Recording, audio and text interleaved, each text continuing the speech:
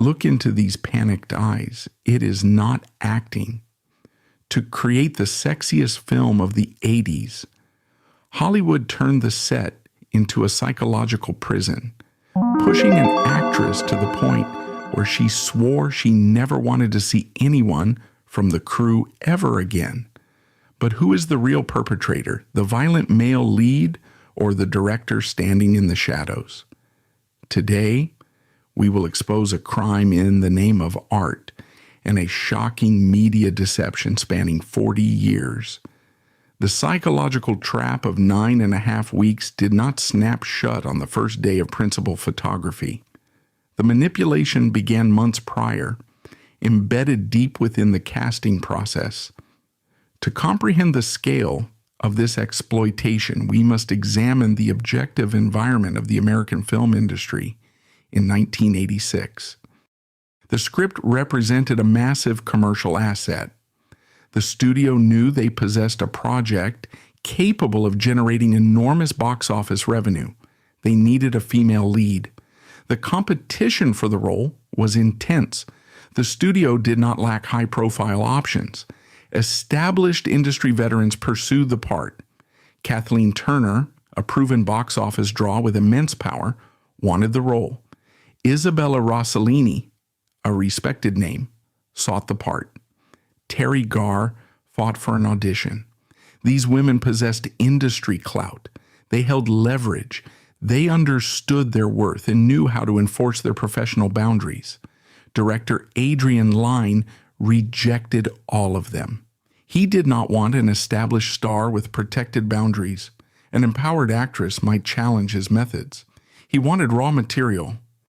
He sought vulnerability. He needed an actress he could mold, bend, and dominate. He selected Kim Basinger.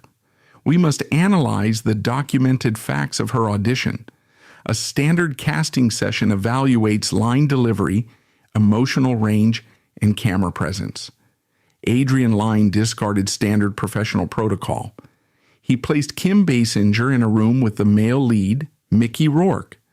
Lyne issued a disturbing command. He ordered her to drop to the floor. He demanded she crawl on the ground. He forced her to act the part of a desperate street prostitute, begging the two men for money. Analyze the power dynamic of this directive. Two men holding the keys to Hollywood stardom. Command a young actress to humiliate herself at their feet. They stripped her dignity before a single contract was drafted. This action possesses zero artistic value.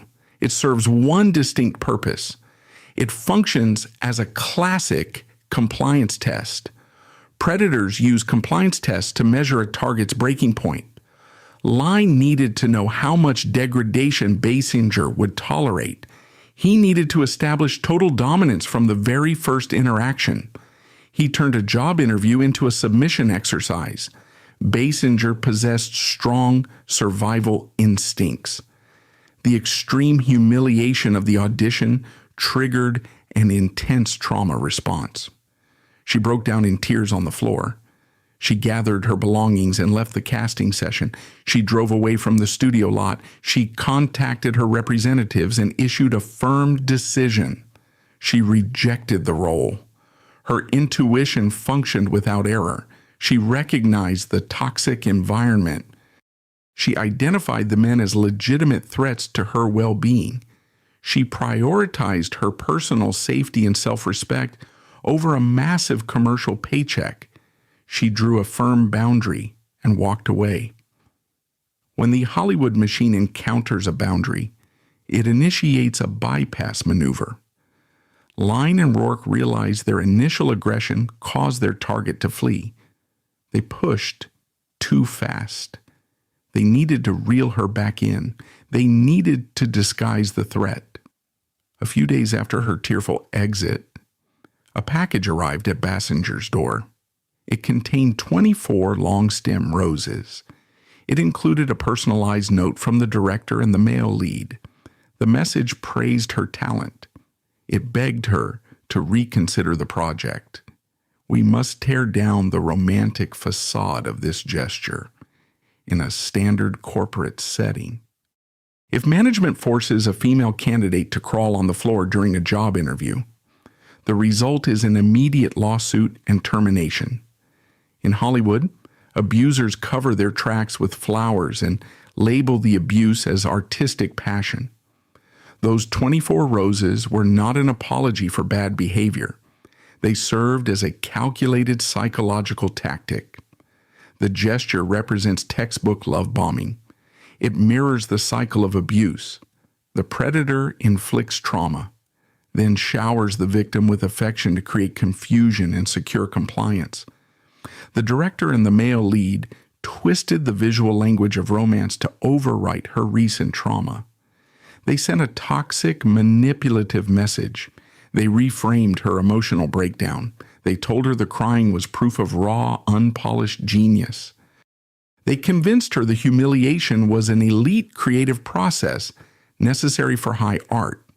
They made her feel chosen, special, and unique. They told her she was the exclusive actress capable of handling their profound artistic vision. They packaged a threat inside a compliment.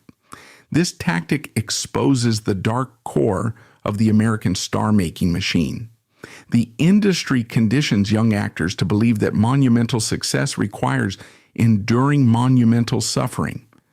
The system teaches women that their personal boundaries act as barriers to their own success. When two heavyweights of the studio system send a massive bouquet and beg an actress to return, they exploit her deepest professional ambitions.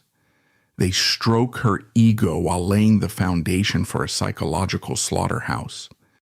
We must also examine the gender dynamics of 1980s Hollywood. The men held the capital, controlled the distribution, and dictated the power. The women were treated as interchangeable commodities. For Basinger, turning down a lead role carried profound professional risks.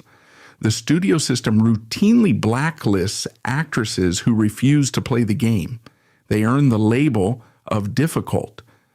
The roses were a polite warning wrapped in romance: take the deal or risk your career momentum. The machine leverages the promise of fame against the instinct for self-preservation. The tactic achieved its designed outcome. The grand romantic gesture confused her defense mechanisms. The promise of A-list status and immense wealth blinded her to the glaring red flags she had already experienced firsthand. The love bombing worked. Basinger looked at the flowers, doubted her own gut feeling, and yielded to the pressure. She reversed her decision. She signed the contract. She traded her intuition for a bouquet and the promise of global stardom. The public looks at the casting process and sees a lucky break. They see the glamour of a breakout role. The reality is far more sinister. Basinger's initial refusal was an act of profound rebellion against a corrupt system. She recognized the danger, but the Hollywood machine is relentless. The roses symbolize the velvet glove hiding the iron fist. The men in charge understood that outright aggression causes targets to run. Flattery, combined with this promise of life-changing wealth, creates an inescapable poison. She walked back onto the set, believing she was an equal partner in a bold film project. She believed the flowers represented mutual respect. She believed the men recognized her worth. She had no concept that the degrading audition was a mild preview of the psychological torture awaiting her. The casting process was never about testing her acting skills. It was about testing her obedience. By accepting the roses and returning to the project, she unknowingly passed their twisted test. She walked straight into a trap designed by two men who proved they viewed her pain as an acceptable price for their box office success. The contract was finalized, the trap was set, and the men secured their target. Basinger walked onto the soundstage believing she held an equal stake in a collaborative art project. She stepped into a carefully engineered psychological prison. The ink on her contract bound her to the production. But paper offered zero protection against the architecture of a hostile work environment. To understand the nightmare she endured, we must dissect the ultimate disease infecting the American film industry, auteur syndrome. Hollywood worships directors as infallible visionaries. The studio system grants them supreme, unchecked authority. The culture excuses cruelty, categorizing workplace abuse as the required collateral damage of eccentric genius. Director Adrian Lyne hijacked this cultural reverence. He did not aim to direct a performance. He aimed to break a human being. He established a dictatorship on the set of 9.5 weeks. The first law of Lyne's prison involved the shooting schedule. Standard film productions shoot scenes out of sequence. They prioritize location availability and budget constraints.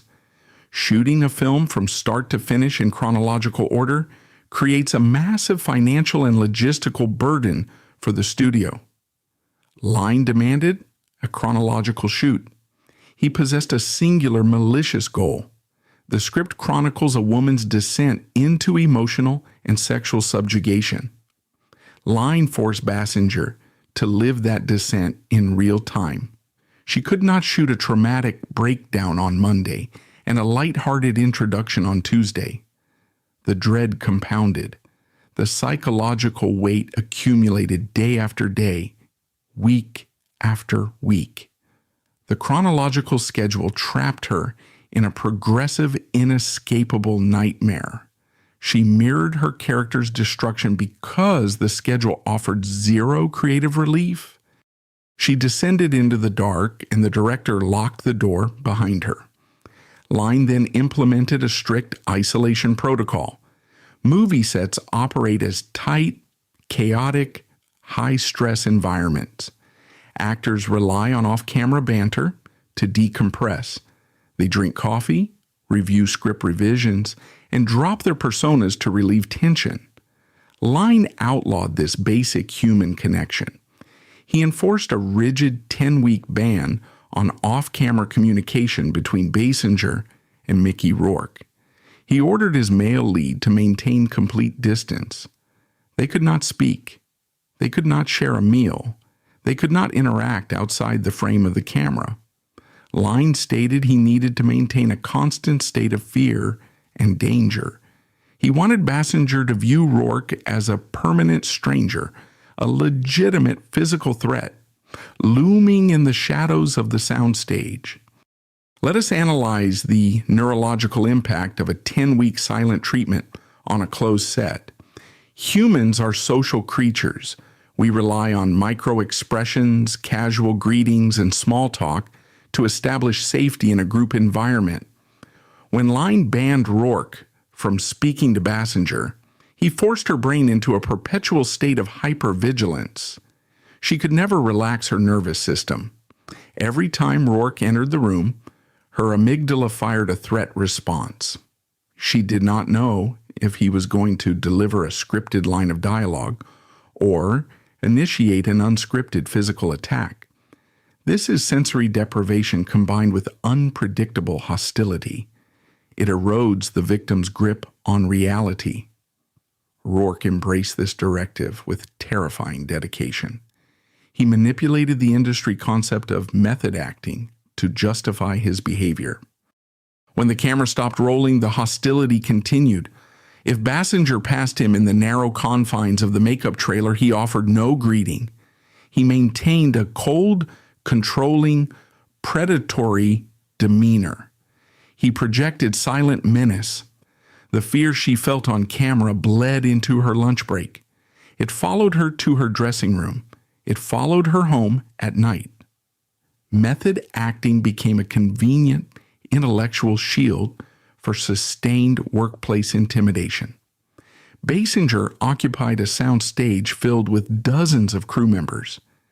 Yet she endured total suffocating alienation. Lyne severed her lifeline to her scene partner. She possessed no mechanism to gauge Rourke's intentions. She held no power to negotiate physical boundaries. Lyne stripped away her professional safety net, leaving her vulnerable to the unpredictable whims of a male co-star who refused to break his intimidating character. The most insidious element of this production involved the covert alliance between the two men. Lyne did not shout his abusive directions through a megaphone for the crew to hear. He utilized a stealth strategy. Before calling action, Lyne routinely pulled Rourke into a dark corner of the set. The crew watched them whisper. Basinger watched them whisper. She knew they were conspiring against her. She knew they were plotting the next emotional ambush, but she never knew the details of the attack. The rumors from the set suggest Rourke frequently changed his blocking, grabbing her or cornering her in ways the script did not dictate, all with Lyne's whispered approval. This tactic constitutes elite psychological warfare. The anticipation of violence inflicts deeper neurological damage than the violence itself. Lyne engineered the provocation. He loaded the weapon and handed it to his male lead. Rourke executed the psychological violence on camera, but Lyne directed every blow from the shadows. This dynamic insulated Lyne from the immediate backlash.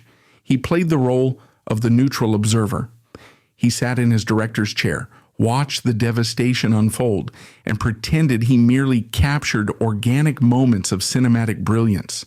He orchestrated the trauma, then watched through the lens as his lead actress unraveled under the pressure.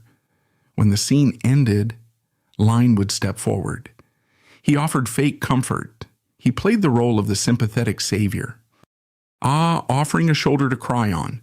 This defines gaslighting. He manufactured the terror, then positioned himself as her only source of safety. Analyze the mechanics of the Stockholm Syndrome Lyne induced.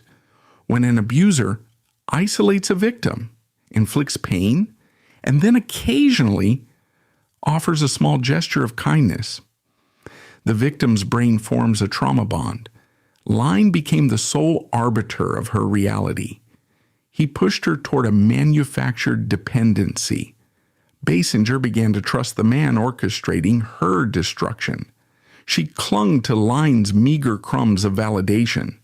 Because he had systematically eliminated every other source of support on the set, he utilized human psychology to turn a brilliant actress into a dependent hostage, sacrificing her sanity to print a masterpiece on celluloid.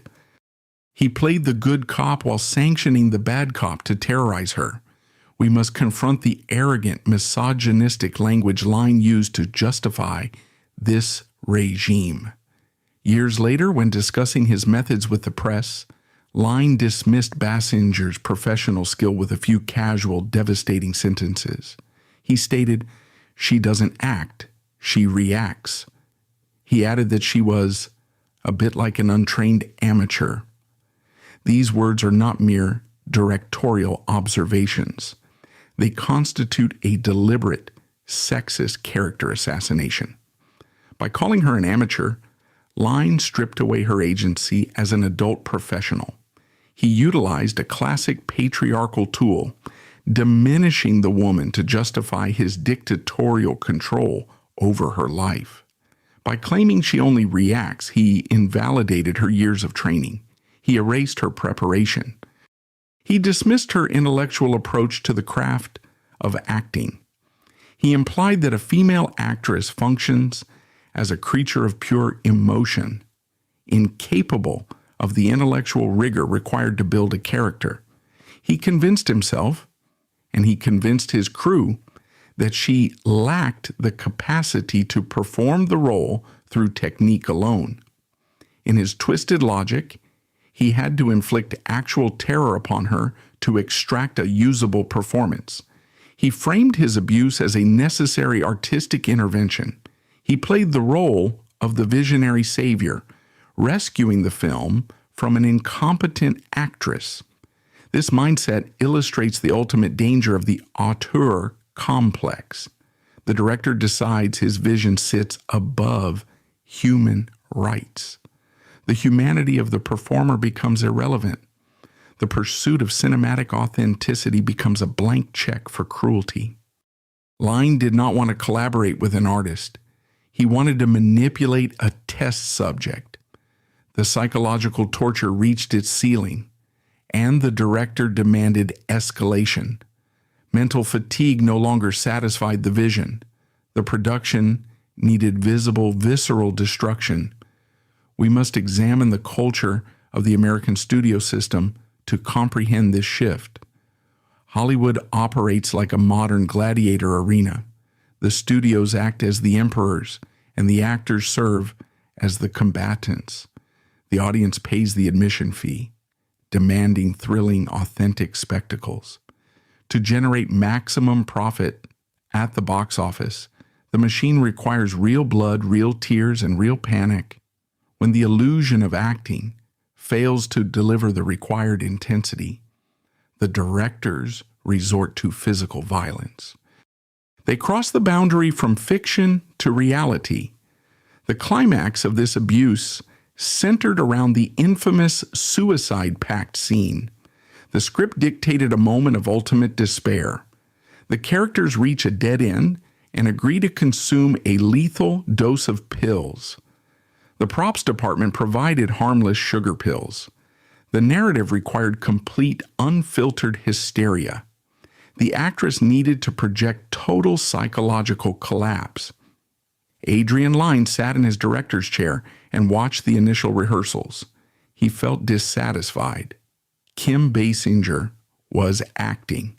She was using her craft, her training, and her emotional memory to simulate the breakdown. For a director infected with auteur syndrome, simulation constitutes a failure. He did not want an actress pretending to break. He wanted a broken woman. Lyne initiated the final phase of his psychological warfare.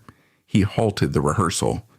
He pulled Mickey Rourke into the shadows, away from the microphones and the crew. The director issued a chilling, premeditated command. He looked at his male lead and delivered one sentence. We have to do something to break her. Analyze the sheer malice of that directive. This is not directorial guidance. This is a direct order for assault. The man in charge of workplace safety authorized a physical attack on his female employee. He orchestrated a trauma event to capture it on celluloid. He removed the safety net and transformed the soundstage into a crime scene. The execution of this order requires a frame-by-frame breakdown. Silence descended on the set. The cameras remained off. The clapperboard did not snap. Basinger stood on her mark, preparing for the scene, expecting standard professional interaction. Rourke approached her. He abandoned the script. He abandoned the choreography. He reached out and locked his hand around her arm. The grip possessed undeniable hostile force. This was not a stage combat maneuver designed to look rough while keeping the scene partner safe. This was a physical restraint. He dug his fingers into her flesh. Basinger registered the immediate threat. Her brain bypassed the script and triggered a raw survival instinct. The man holding her was no longer a co-star. He was an attacker. Panic flooded her system. She screamed. She did not deliver a written line of dialogue. She emitted a genuine sound of terror. She fought back. She swung her free hand and struck Rourke. She hit him with the desperate, uncoordinated energy of a trapped victim trying to escape a predator. She fought to reclaim her bodily autonomy. Rourke escalated the violence. He absorbed her blows, maintained his crushing grip, and retaliated. He raised his hand and slapped her across the face. The sound of the strike echoed through the silent soundstage. We must pause and examine the bystanders. A film set requires a massive crew. Lighting technicians hung from the rafters. Sound engineers monitored the audio levels through their headphones. Camera operators squinted through the viewfinders. Dozens of union professionals witnessed a man strike a woman. The protocol dictates an immediate halt to production. A stunt coordinator must intervene. A producer must step onto the floor. None of those actions occurred. The bystander effect paralyzed the entire room. The crew members stared in silence, complicit in their inaction. They allowed the director's authority to override their basic human decency. They became an audience to an assault. The slap shattered her remaining defenses. It destroyed the final barrier between the fictional nightmare and her living reality. The shock wave of the impact forced her to the ground. Her knees buckled. She collapsed onto the floor. At this exact moment, the human brain executes a desperate survival mechanism.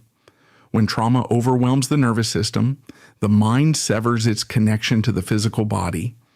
Basinger experienced profound dissociation. She described the sensation of leaving her physical form. She floated above the soundstage, looking down from the ceiling. Watching a blonde woman weeping on the floor, she watched herself endure the abuse as a detached spectator. The pain, the humiliation, and the sheer terror overloaded her circuits. She began to weep. These were not the controlled, aesthetic tears of a Hollywood starlet. These were violent, hyperventilating sobs. She gasped for air, broken, humiliated, and stripped of her dignity.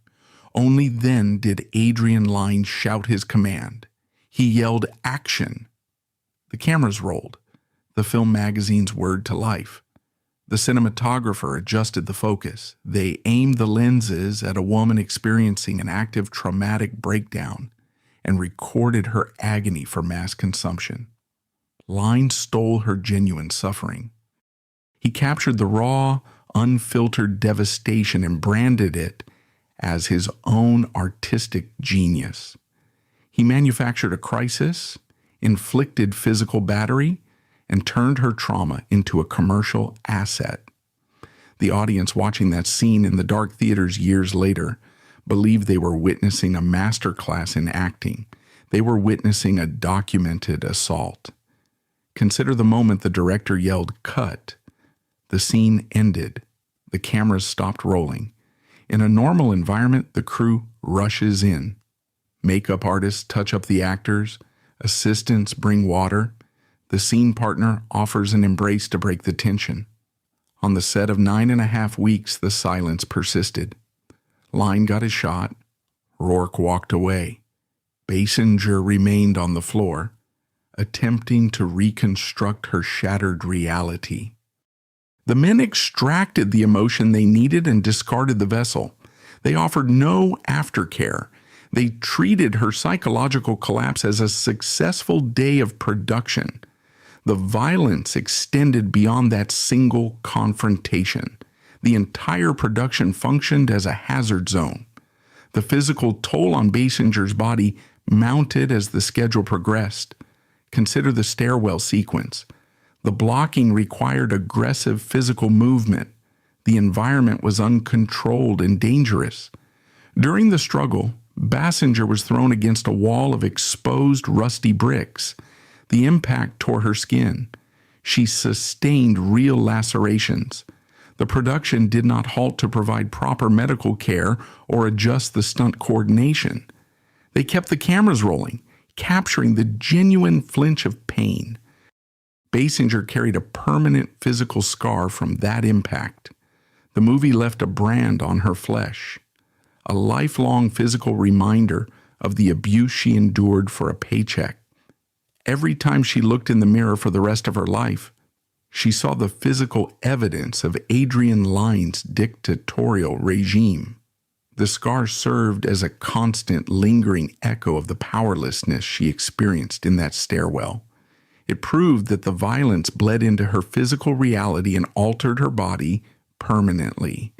The toxicity of the set spared almost no one, although the power dynamics dictated who suffered the most.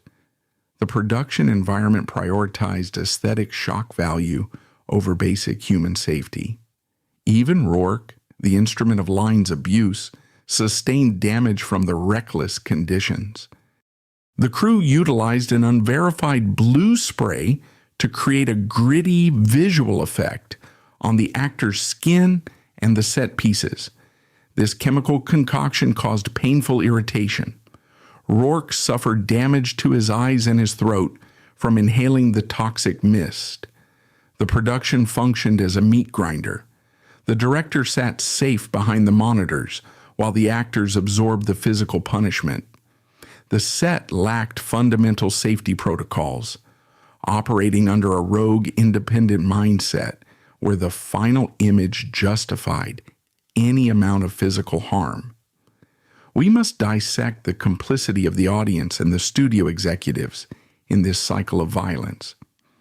When 9.5 weeks hit the theaters, the marketing campaign capitalized on the intense, authentic chemistry between the leads. The studio executives watched the dailies. They saw the bruises. They saw the red marks on Basinger's face. They understood the methods Lyne employed to extract the performance. They did not fire the director. They did not launch an investigation.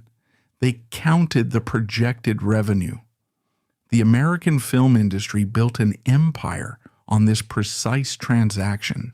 They financed the trauma, package it with a sleek soundtrack, and sell it to the public as edgy, boundary-pushing art. The studio transforms the victim's pain into a commodity.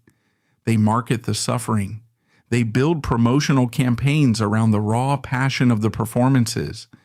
The public consumes the product, ignorant of the workplace abuse funding the spectacle. When the film succeeds at the box office, the system rewards the abusers. Lyne received praise for his daring vision. He secured bigger budgets for his future projects. Rourke elevated his status as the ultimate Hollywood bad boy, landing magazine covers and lucrative contracts. The culture celebrated the men for their uncompromising dedication to the craft, while the woman they broke was left to manage the psychological fallout in total isolation. The industry validated their violence with massive financial returns. The line between a film set and a crime scene vanishes when the director orders an assault. The moment Rourke's hand made contact with Basinger's face, the project ceased to be a movie. It became a documented record of exploitation. The suicide pact scene stands as the ultimate proof of Hollywood's darkest secret. The most celebrated cinematic moments often require the systemic, unpunished destruction of the artists who create them. The blood on the screen was real, and the men holding the cameras knew it. The cameras stopped rolling, but the abuse did not end. Production wrapped. The studio packed up the equipment. Mickey Rourke moved on to his next project. Adrian Lyne went into the editing room to stitch together his masterpiece. Kim Basinger went home, but she did not leave the prison. The trauma followed her. We need to look at the immediate aftermath of this shoot to understand the psychological cost of Hollywood's demand for authenticity. Basinger entered a state of profound mental fracture.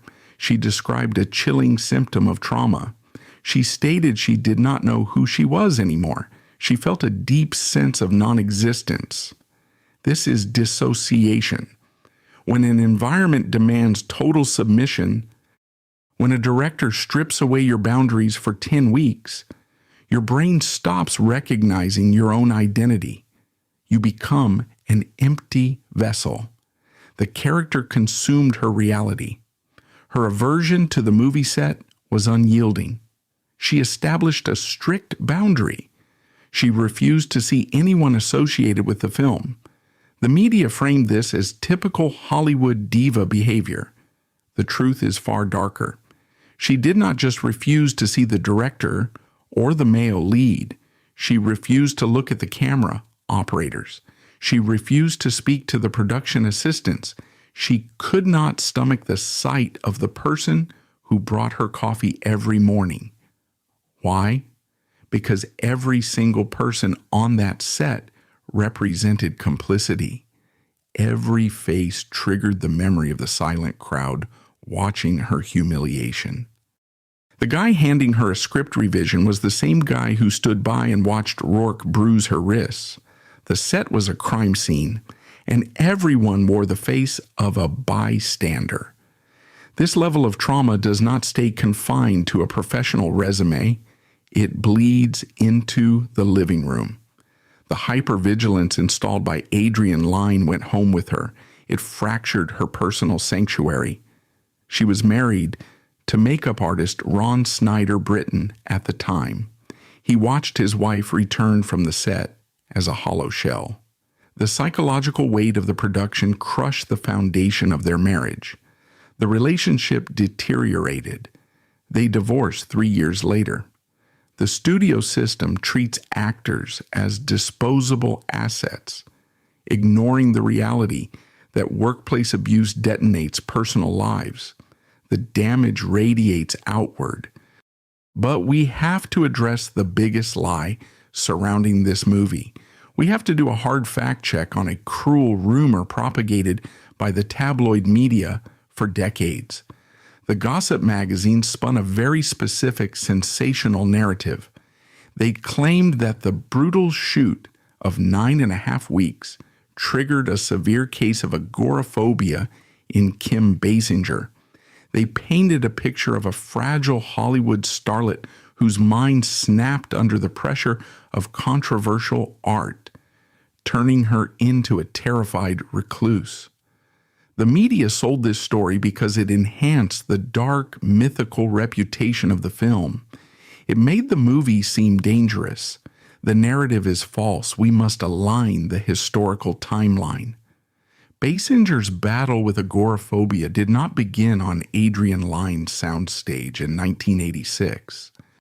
The onset of the disorder occurred in 1980. She fought this invisible neurological war 6 years prior to signing the contract. Agoraphobia is the intense fear of spaces where escape might be difficult. The intensity of her condition was immense. She suffered debilitating panic attacks in public spaces. The fear confined her inside her home for months. She endured the grueling, terrifying process of cognitive retraining. She had to relearn the basic mechanics of daily life. She had to practice opening her front door. She had to relearn how to drive a car. She fought a daily battle just to exist in the world. Why does this timeline matter? It matters because the media narrative shields the abuser. Blaming the movie for the onset of the illness erases her prior resilience. More importantly, it exposes the true predatory nature of the director. Adrian Lyne did not invent her panic disorder. He detected a pre-existing vulnerability. He knew her history. He saw a woman who fought a massive war against her own nervous system, and he used that information as a tool of control. He threw a woman with a history of extreme panic into a manufactured psychological torture chamber. He mined her actual documented illness to generate cinematic tension. The media blamed the art, allowing the men who exploited a medical condition to walk away with awards. Basinger survived the production, but the ordeal altered her perspective. She learned the brutal mechanics of the Hollywood machine. She learned to spot the red flags of manipulative directors and toxic scripts. This newfound vigilance led to one of the most vicious legal battles in entertainment history. A few years later, a studio named Mainline Pictures sent her a script. The film was titled Boxing Helena. The plot is a grotesque exploration of male obsession. A surgeon becomes fixated on a woman. He amputates her arms and her legs. He traps her in a box and keeps her as a helpless, mutilated captive. Basinger read the pages. The alarm bells in her head deafened her. She saw the core misogyny of the project. She recognized the same exploitative DNA that infected 9.5 weeks. The script reduced a woman to a literal object of male control, stripped of all agency. Her intuition screamed a warning. She listened to her gut. She exercised her fundamental right as a human being and a laborer. She drew a line in the sand. She backed out of a verbal agreement and rejected the role. She said no. In the American studio system, a female asset is not allowed to say no. Defiance triggers immediate, disproportionate retaliation. Mainline Pictures did not accept her refusal. They did not simply recast the role and move on to production.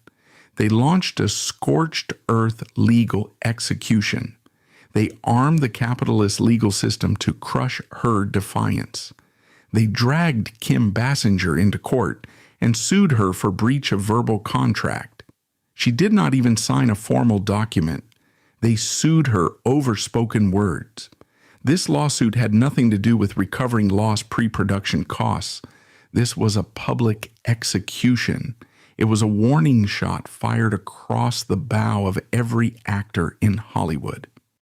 The studio executives hired high-powered attorneys to assassinate her character.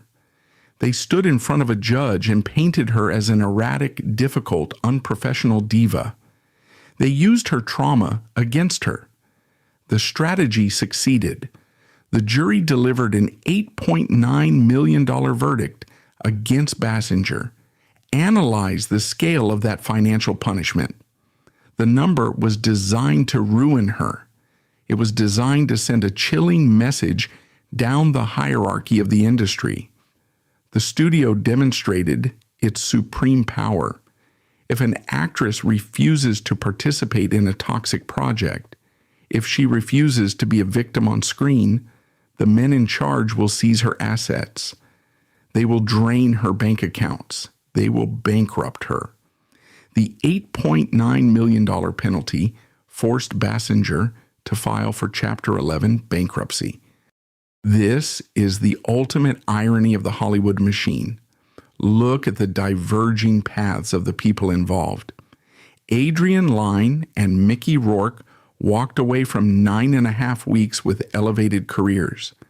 They secured bigger budgets, magazine covers, and the title of fearless artists. The system rewarded their cruelty with capital. Kim Basinger fought to protect her mental health. She refused to participate in another narrative of female mutilation. For asserting her boundaries, the system dragged her into court, stripped her of her wealth, and labeled her a liability. The trauma of the soundstage transitioned into the trauma of the courtroom. The capitalist structure proved it will bankrupt any woman who refuses to bleed for the lens. The public consumes Hollywood scandals with a predictable appetite. Audiences expect a specific narrative arc. When a man inflicts physical and psychological pain on a woman during a film shoot, the public assumes permanent hatred. The media machine relies on this assumption. The American tabloid industry spent the next 40 years writing a fictional sequel to the trauma of 9.5 weeks. They sold a story of sworn enemies. We must dissect the financial motive behind this media deception. Gossip magazines and entertainment news programs require conflict to generate revenue. They need a villain and a victim. They prefer a physical, visible villain. Mickey Rourke fit the required profile. He cultivated a rogue, aggressive public image. He possessed a volatile reputation. The media aimed their lenses at him. They framed the hostility on the set as a personal, bitter war between two incompatible Hollywood egos. They printed thousands of articles detailing their supposed lifelong feud. This fabricated narrative serves a distinct corporate function. It acts as a massive smokescreen for the Hollywood elite. When the press pits the actors against each other, the public stops looking at the executives. The audience focuses on the celebrity catfight. They ignore the systemic abuse initiated by the men in charge. The tabloid culture prefers watching a man and a woman tear each other apart in the press. It refuses to investigate the root of the manipulation. This media distraction allowed director Adrian Lyne to hide behind the flashing cameras of the paparazzi. He orchestrated the violence. But the media forced the actors to carry the public burden. We must stop the tape. We must shatter this 40-year-old deception. The lifelong hatred did not exist. Kim Basinger stepped forward to correct the historical record. She addressed the decades of rumors with a staggering plot twist. The public expected venom. She delivered undeniable grace. She issued a direct statement regarding her male co-star. She said, "I don't hate him. I like him very much. He is a brilliant actor." Pause and analyze the profound psychological maturity of those words. She did not express anger toward the man who bruised her wrists. She praised his talent. She dissected the power dynamics of the 1986 soundstage. She clarified the origin of the hostility. She stated the cold distance between them was an artificial construct. It was a direct, inescapable order from the director. Basinger survived the psychological prison, stepped outside the cage, and reviewed the blueprint. She achieved crystal clarity. She understood Rourke functioned as a pawn in Adrian Lyne's dictatorial game. The system manipulated both of them. Rourke executed the physical violence, but Lyne authorized the environment. Lyne mandated the silence. Lyne demanded the terror. Basinger refused to hold the weapon responsible for the sins of the man pulling the trigger. She separated the actor from the hostile work environment. She recognized that Rourke, immersed in the toxic culture of method acting, followed the directives of a manipulative authority figure. She refused to frame herself as a permanent, fragile victim. She defined her traumatic experience using a specific, powerful term. She called the shoot an exorcism. Let us break down the weight of that word. An exorcism is a violent, painful, and terrifying process. It forces darkness to the surface. It purges the subject. Basinger endured a 10-week trial by fire. She faced total public humiliation. She faced physical intimidation. The director attempted to break her spirit to capture a performance. Instead of shattering, she repurposed the trauma. She absorbed the darkness of that set and used it to harden her professional armor. The experience purged her of any Hollywood naivete. It stripped away her fear. It taught her the brutal extremes of the acting profession. She survived the worst conditions the studio system had to offer. The ordeal made her bulletproof. The industry executives thought they engineered a disposable sex symbol. They actually forged an ironclad professional. She took the pain Lyne inflicted and converted it into fuel for a legendary career. Words spoken in interviews are easy to dismiss. Actions provide undeniable proof. The ultimate rejection of the tabloid narrative occurred in 2012, 26 years after Adrian Lyne locked them in a psychological cage. Kim Basinger and Mickey Rourke reunited. They signed contracts to share the screen in a film titled Black November. Consider the massive contrast between these two eras. In 1986, they were young, vulnerable assets. They possessed limited power. A manipulative director controlled their every move. By 2012, they were undisputed veterans. They carried the heavy scars of the industry. Rourke had survived a brutal career collapse, a damaging stint in professional boxing, and a massive critical resurgence. Basinger had survived a relentless tabloid culture, a devastating bankruptcy lawsuit, brutal divorces, and she won an Academy Award. They walked onto the set of Black November not as enemies, but as survivors. They possessed ultimate leverage. No director could ever trap them in a chronological shoot again. No studio executive could ban them from speaking to each other. They dictated their own terms. Sharing a call sheet destroyed the media's 40-year lie. You do not share a screen with your abuser by choice. You do not volunteer to spend weeks on location with a man you despise. The reunion proved her statements were genuine. They shared a bond forged in a specific kind of hell. Only two people on Earth know what truly happened in the dark corners of the 9.5-week soundstage. They endured the isolation protocols. They survived the whispered conspiracies. They survived the auteur syndrome. The American gossip machine sold a feud to protect a corrupt system. They wanted a story of a broken woman and a violent bad boy.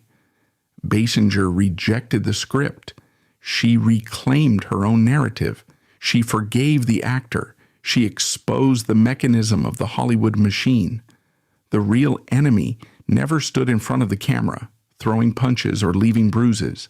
The real enemy sat in a canvas chair, protected by union rules and studio budgets. The true villain whispered instructions from the shadows, orchestrated the destruction of a human being, and called it art. Basinger's refusal to hate Rourke is her ultimate victory over the director who tried to destroy her. Basinger reclaimed her narrative. She forgave her co-star. She refused the permanent victim label.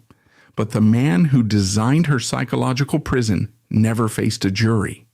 He faced the press, and he used the media to justify his cruelty. Decades after the release of 9.5 Weeks, Adrian Lyne sat down for retrospective interviews. The public might expect a mature reflection. They might expect a delayed apology. Lyne offered none. He doubled down. He delivered quotes that serve as a textbook confession of workplace abuse, wrapped in the arrogant language of a visionary artist. He addressed the brutal treatment of his lead actress. He told reporters she needed to be afraid of him. Examine the sheer malice of that sentence. A director looks at a female employee and decides her authentic terror is a required condition for employment. He did not ask her to act afraid. He demanded actual visceral fear. This represents the auteur syndrome at its absolute peak. The director assumes the role of a god.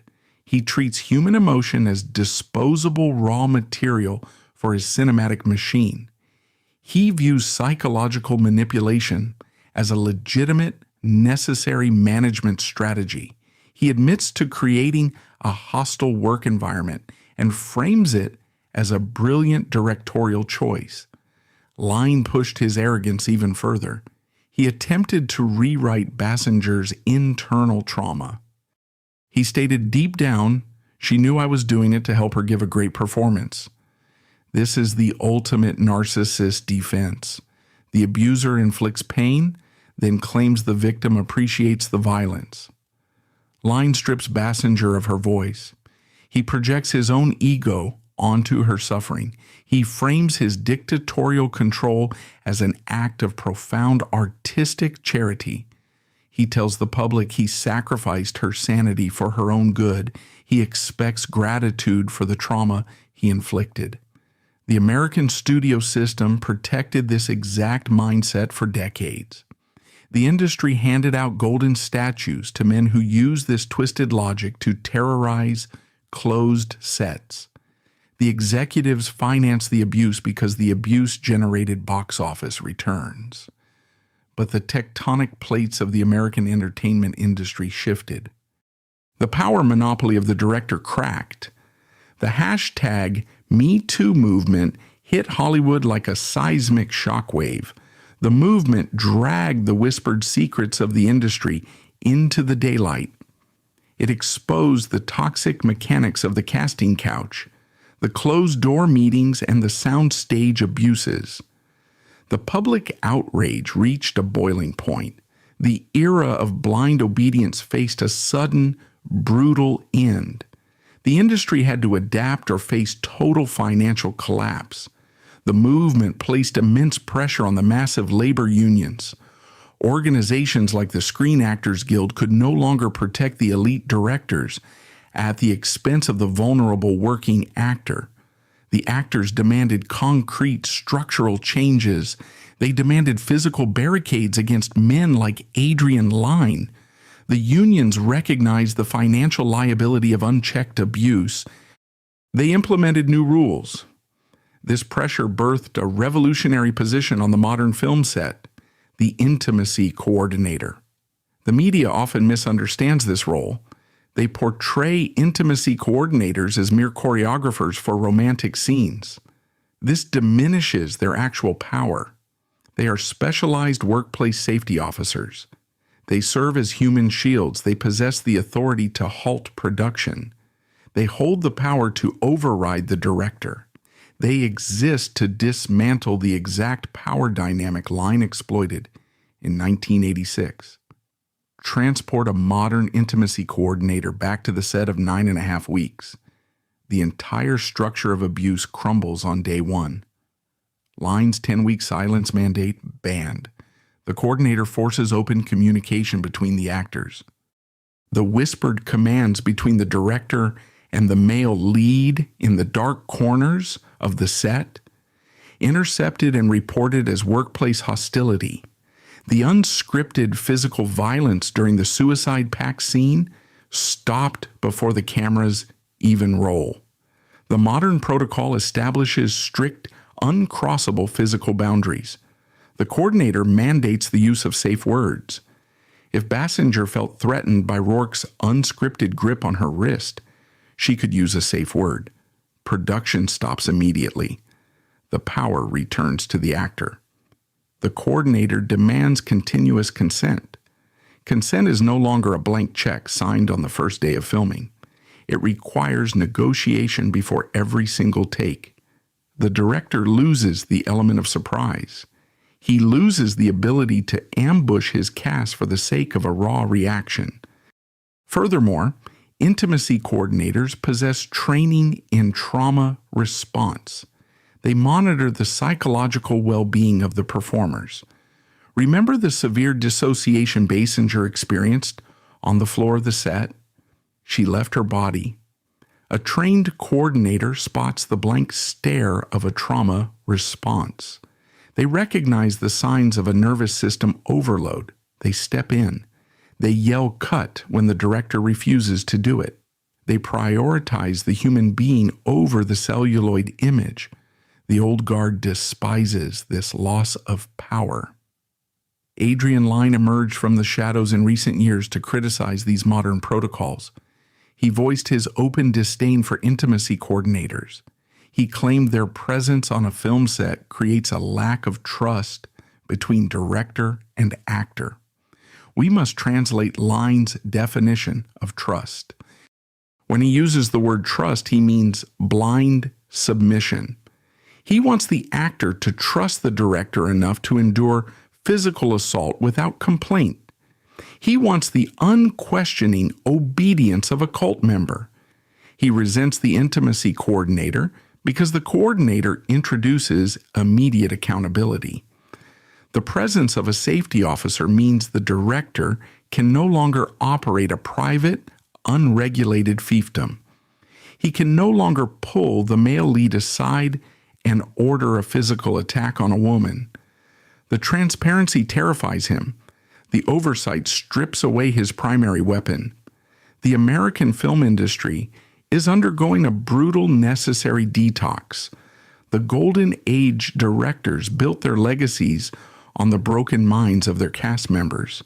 They use the shield of high art to justify behavior that results in prison sentences in any other corporate industry.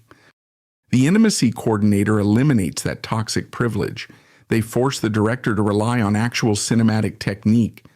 A master filmmaker creates terror on screen using shadow, lighting, sound design, and practiced acting techniques. A hack resorts to brute psychological force. The legacy of 9.5 Weeks is not a triumph of erotic cinema. It is a historical document of unpunished exploitation. Adrian Lyne built his reputation on Kim Basinger's authentic panic. He commodified her tears, but his era is dead. The system that protected his methods collapsed under the weight of its own corruption. The modern industry looks at his methods and sees an obsolete tyrant. They see a man who lacked the skill to direct a scene, so he resorted to torture. The introduction of the intimacy coordinator ensures that no actor will ever have to leave their own body to deliver a performance. The art will never again cost a woman her sanity. We do not end this story in the shadows. We end it under the brightest lights in the world. The Hollywood machine tried to break Kim Basinger. A director used psychological warfare to shatter her mind on a closed set. A studio used the legal system to drain her bank accounts. They expected her to fade away. They wanted her to become a tragic footnote in cinema history. She refused the script. She fought her way out of the dark. She battled her panic disorder every single day. She rebuilt her foundation brick by brick. She took control of her own narrative. She did not let the trauma define her future. She channeled the pain into a relentless pursuit of her craft. She evolved from a manipulated asset into an unstoppable professional force. The ultimate revenge in the American film industry does not happen in a courtroom. It happens on a stage. It requires a golden statue. In 1997, Basinger took a complex role in the neo-noir film L.A. Confidential. She delivered a performance of profound depth and tragic elegance. She did not need a manipulative director to abuse her to find the required emotion. She accessed the power through pure, disciplined acting technique. She proved her talent stood on its own merits. The industry could not ignore the undeniable brilliance. The Academy called her name. She walked up the steps and accepted the Oscar for Best Supporting Actress. Look at the immense power of that exact moment. The woman who was forced to crawl on a dirty casting room floor now held the highest honor in the entertainment business. The woman branded as a financial liability forced the entire Hollywood elite to stand up and applaud her triumph. She looked out at the crowd. She held the trophy. She achieved total vindication. The men who orchestrated her nightmare watched her victory from the sidelines. The director who called her an amateur watched her command the room. The system that tried to crush her now worshipped her. Her success served as the ultimate retaliation. She reached the summit. She proved that a woman can survive the worst of the studio system and conquer it on her own terms. This story leaves us with a permanent, unbreakable rule. True art does not require human sacrifice. A cinematic masterpiece is never worth the destruction of a human mind. Directors do not possess the right to play God. You do not need to terrorize an actor to capture authentic truth. The silver screen must never serve as a shield for real violence. Basinger survived the fire and became the gold standard. When the director yells "cut," the cameras stop rolling. But the trauma for these actresses does not. What we have just seen is proof of a toxic power dynamic, where art becomes a shield for abuse and silence is bought with fame. It is time for the truth to be heard. What are your thoughts on this dark reality? Leave a comment below. Don't forget to subscribe to Actor Secrets as we continue to expose the dark side of Hollywood. Thanks for watching.